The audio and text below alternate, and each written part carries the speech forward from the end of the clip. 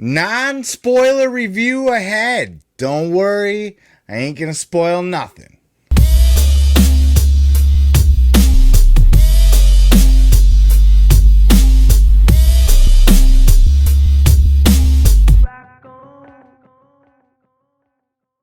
What's up, guys? It's your boy Seth Grimes, and I just got out of the movie theater. I went to go see Barbarian. A lot of hype around this movie. I really hadn't even heard much about it. I saw the trailer like in passing, and I guess I didn't even think anything of it when I did. I don't even know if I saw the full trailer just because it looked like, I believe the trailer is just like highlights where it almost shows like just audience reactions or something to that effect, where it didn't really tell you anything anyway. And that seems to be a good thing. Everybody's kind of saying like you should go into this with like no knowledge of anything about the movie or anything like that. So I did not go back and watch the trailer. I did not read anything about it, hear anything about it. I did watch a lot of these, though, a lot of the non-spoiler reviews, and everybody's raving about this goddamn movie. I saw like one bad review, and then everybody else is just like, oh, you gotta see this fucking movie. It's so crazy. So I had to go see it, right? You know, I'm a big horror fan. Everybody's like, this is the horror movie of the year. That this is, you know, if you're a horror fan, you absolutely have to go see this movie. It's crazy, it's wild, all of that stuff. And scary. A lot of people said it was really scary. So I had to go see this for myself. I went to the theater. I just got back from there. And I don't know that I've fully processed everything that I've seen quite yet. But I gotta tell you, it's intense. It's very intense. The official plot, which is not a spoiler for anything, is this girl goes to Detroit for a job interview, and she ends up staying at an Airbnb or whatever, and it's double booked. Somebody else is there too, and it kind of goes on from there. And that's about as much as I want to tell you, because really, like, I guess it would be better if you don't know what to expect, because this movie has a very good way of keeping you on edge the whole time. It builds tension like a motherfucker. That's probably the best thing about this whole entire movie, is just the absolute tension that it builds. I honestly can't remember a movie that I would have watched where I felt so much anxiety. Like there were times, especially in the early half, like the first third or first half of the movie, probably, I felt a high level of anxiety. I eventually settled into the movie, I suppose, once I guess I kind of got the hang of what was going on in the movie. But until then, I was on edge the entire time. Like, this really, you know, the director of this, the cinematography, they do a wonderful job of just keeping you on your toes. You know, you're always anticipating what's going to happen next, or, you know, it's just it's very suspenseful. It's not a super gore heavy film or even a blood heavy film, but there are some scenes that are a little messy, and they're, very well done. There's a little bit of humor in the movie that really, I think, just more than anything, serves to break the tension.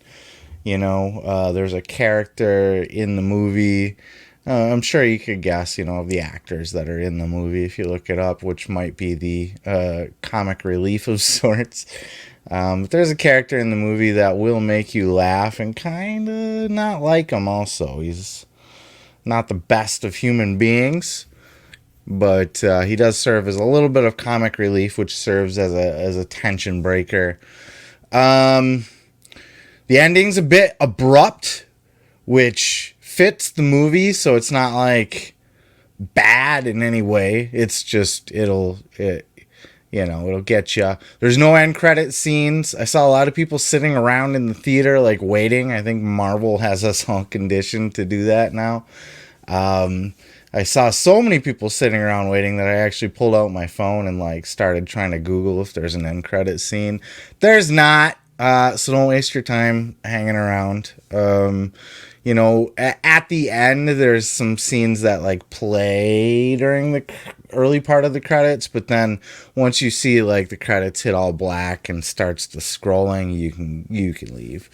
What else can I say without ruining this movie? It sets its atmosphere and its location. It's in Detroit. And Detroit's a pretty scummy, no offense, Detroit, but Detroit's a pretty scumbaggy town. It's very run down and dirty in parts. It looks like it was hit by a bomb and then just kind of left that way in a lot of ways. And they do a really good job of showing that. That's something that they are very effective with. There's a lot of parts where one of the characters, I guess a couple of the characters do some, they're it's a very typical horror movie-esque characters where they, like Neve Campbell made fun of in Scream, where she's like, some big-titted bitch that's always running upstairs instead of out the front door. It's insulting. There's some moments where you're going to be screaming at the screen, or wanting to anyway. I'm screaming on the inside like, no, no. Starts fairly unique and unpredictable, and then sort of starts to feel like movies maybe you've seen before, but in a different setting, in the Detroit urban slum setting, perhaps. The actors are very good. The lead female character is a fantastic lead female character. I don't know that I've seen her in anything, but she's did a hell of a job. Bill Skarsgård is in it. He's the guy who played Pennywise in the It remake. And, he's kind of a creepy-faced individual to begin with. He also did a good job. I guess in the beginning, he kind of caught me as maybe overacting a little bit, or either that or playing something insincere. I know I'm being vague as hell, but I'm trying to give you as much information without giving you any information at all. So bear with me here, you fucks. I guess that's about it. That's all I'm really willing to say. I don't want to ruin it for you. Don't look anything up online. It really does play better. I'm going to go along with everybody else as far as just go into it blind. Don't even watch the trailer. Because I think it'll play better that way. Because I think if you know what to expect, it will give you a different experience. If you look up and you kind of get the overall gist of what this movie is, or what makes this movie a horror movie. If you know what that is going in, and expect it and anticipate it and wait for it and look for it, then it's going to take away from all that tension. So, it's much better going in, because I think you'll be like me and you'll have a lot of anxiety. You'll feel... It feels uncomfortable. It really does. I don't want to say I was like ready to walk out, because I wasn't. I'm not a pussy.